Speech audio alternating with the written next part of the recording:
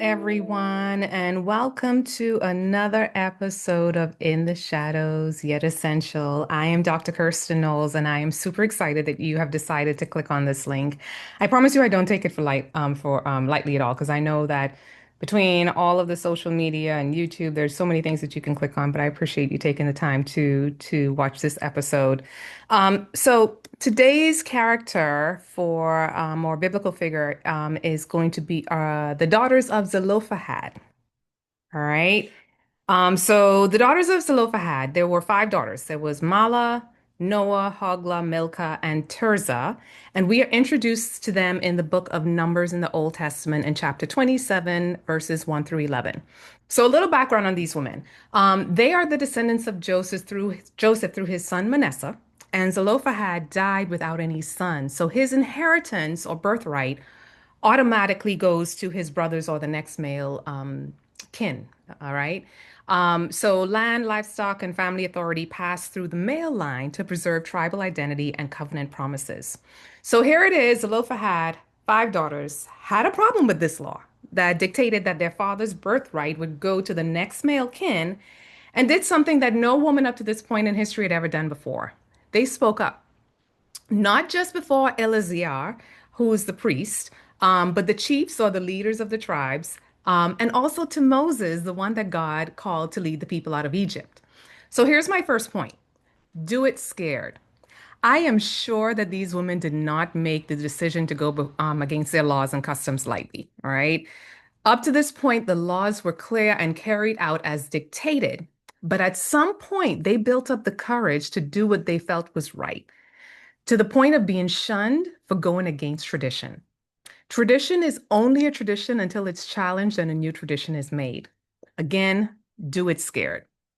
So here are these five ladies standing before Eleazar, the chiefs, and Moses to plead their case. So if you don't know the story already, I'm sure you're wondering, what on earth did these ladies say in front of these powerful men? Well, they went straight to the reputation of their father. You see, a few chapters before this story, there was a group of Israelites led by Korah that wanted to go against Aaron and Moses. God showed his preference when he opened up the ground and swallowed Korah and his followers. This was important for the daughters to bring up because they wanted to show the character of their father as well as their family's loyalty to God's appointed leadership. So here's my second point. If you are going to speak against traditions, norms, or the status quo, you must ensure that both your character and motives and the character and motives of the person you are speaking on behalf of are beyond reproach. Notice I didn't say anything about the right being on the right side of the tracks. The right side of the tracks is usually where tradition lives, where people say, oh, this is how it's always been. Women, in particular, are often not given the same grace or benefit of the doubt as men in similar situations. That reality means challenging the status quo requires doing it scared, with integrity, sound character, and motives. So let's move on. So the daughters of Zelophehad asked the council, why should their father's name and legacy be taken away from his offspring because he had no sons? They said, give us a portion of as well as our father's brothers. So here these five women did not ask for all of the birthright. They asked that they not be excluded from receiving a portion of the birthright because of their gender.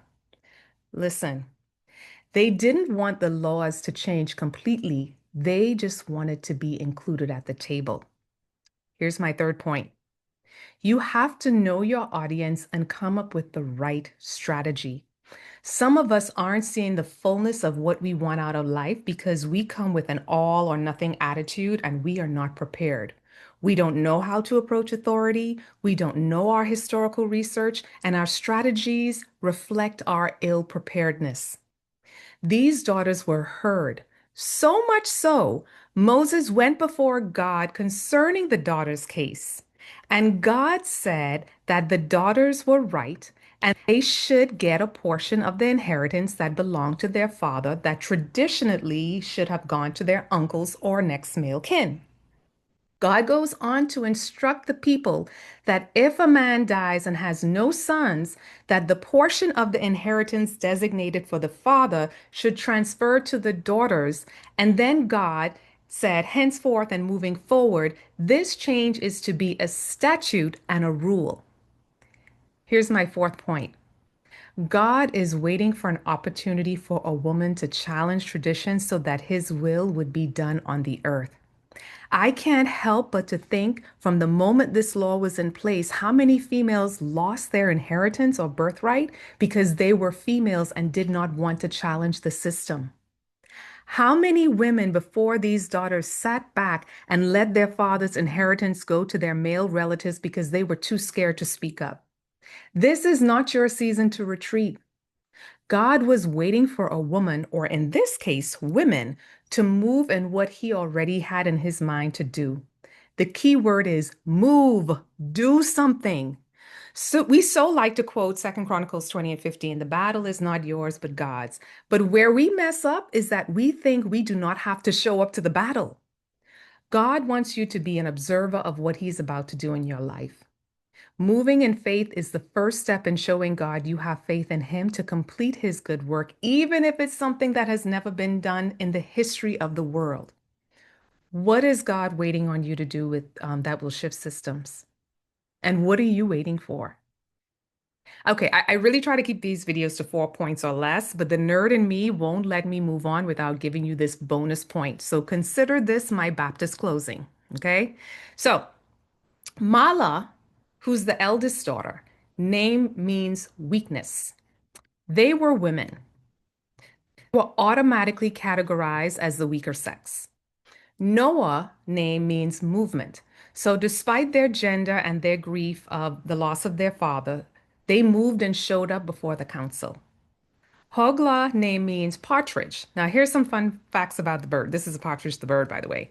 They nest on eggs that do not belong to them, and they are protective over their young, whether it's their young or not. These women went before the council not just for themselves, but to protect all generations in their lineage and in the other tribes that will come after them. Milcah means queen or counsel. These women were wise counsel. It was their wisdom that led to reform. And finally, Tirzah means delight. The final step in their journey, they got the delight or the desires of their heart. Women were always designed to have a voice and to be heard. So those who feel women need to be in their godly place and be seen and not heard, just know that that and you are not biblical. I'm sure Eve left a bitter taste in everybody's mouth, including mine, right, at the time of the fall. But the daughters of Zelophehad took a leap of faith that shifted systems and traditions. As women, we have always had a position of influence, and we are wired to use it. Do not dumb down your voice or your influence. You are in the industry, the position, and you have your influence for a reason. Use it responsibly. I truly believe, like Zelophehad's daughters, that God is waiting on us to move from social vulnerability to divine approval. He is waiting for us to take the first step.